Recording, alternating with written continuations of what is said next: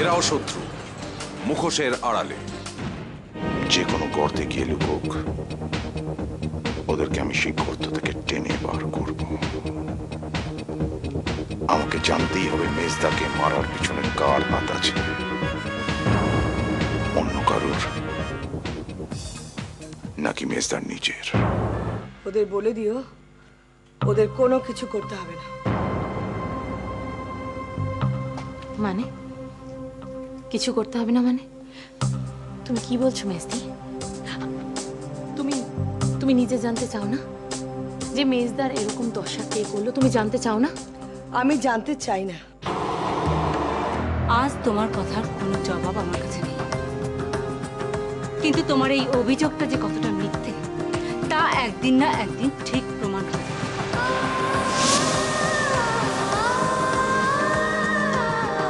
প্রমাণ হোক, সেটা আমিও চাই।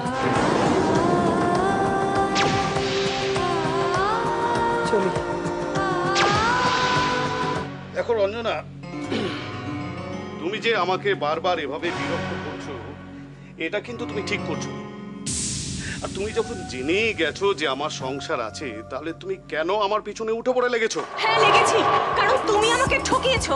তুমি বলেছিলে তুমি ডিভোর্সি, অথচ তোমার বউ আছে, তোমার ছেলে আছে। আচ্ছা তুমি কেন আমাকে মিথ্যে কথা বলছো বলো? আরে আমি তো সত্যি সত্যি ওকে ডিভোর্স দিয়ে দেব। প্লিজ একটু ধৈর্য ধরো, তারপর থেকে আমি তোমার সঙ্গেই থাকবো। হ্যাঁ মিথ্যে, তুমি মিথ্যে কথা বলছো। ওকে ওকে, তাহলে তুমি চাও না যে আমি তোমার সঙ্গে থাকি? ঠিক আছে, নাও এই কাগজটাতে সই করে দাও। আমরা কেউ কখনো কারো হব না, এই কাগজটাতে তাই লেখা আছে। নাও সই করে দাও। দাও দাও দাও দাও। তোমাকে এত সহজে তো আমি ছেড়ে দেব না সম্বিত।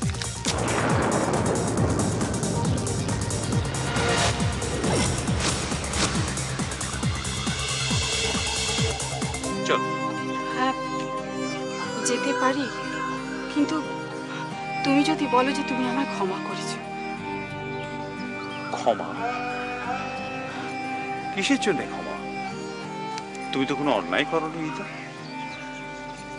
না, সেভাবে হয়তো করিনি, কিন্তু আমি যেভাবে বাড়ি ছেড়ে চলে গিয়েছিলাম, দিদির সঙ্গে যে ব্যবহারটা করেছিলাম, তার জন্যে তোমরা যদি সবাই আমাকে ক্ষমা না করো, আমিও বাড়িতে পা রাখতে পারবো না। গীতা, সত্যি যদি তোমার কারোর কাছে ক্ষমা চাইবার থাকে, তাহলে তোমাকে বাড়ির ভেতরে গিয়ে তার কাছে নিজেকে ক্ষমা চাইতে হবে। কেমন? এখন চলো, বাড়ির ভেতরে চলো। কিন্তু অমিত যদি... মা,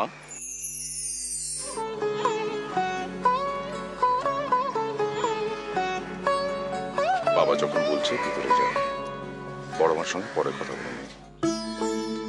যাও। চলো।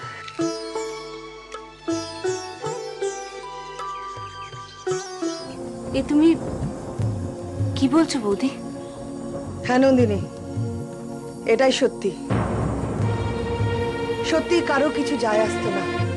আর ওই যে তুমি বলেছিলে না যে অমিত ঠাকুরপোর এতে কোনো হাত নেই, সেটা না হয় আমি মেনেই না। এটাই সত্যি কথা বৌদি,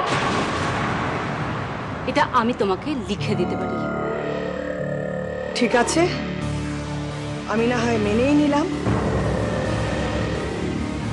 যে অমিত ঠাকুরপো কিচ্ছু করেনি, কিন্তু আমাকে সাহায্য করে অমিত ঠাকুরপোকে সেটা কিন্তু প্রমাণ করে দিতে হবে। সাহায্য? কি সাহায্য? নন্দিনী, তুমি অমিত ঠাকুরপোকে বলো যে এ বাড়িতে যাতে ওর চিকিৎসা হয় আমার চোখের সামনে, সেই ব্যবস্থা করে দিতে।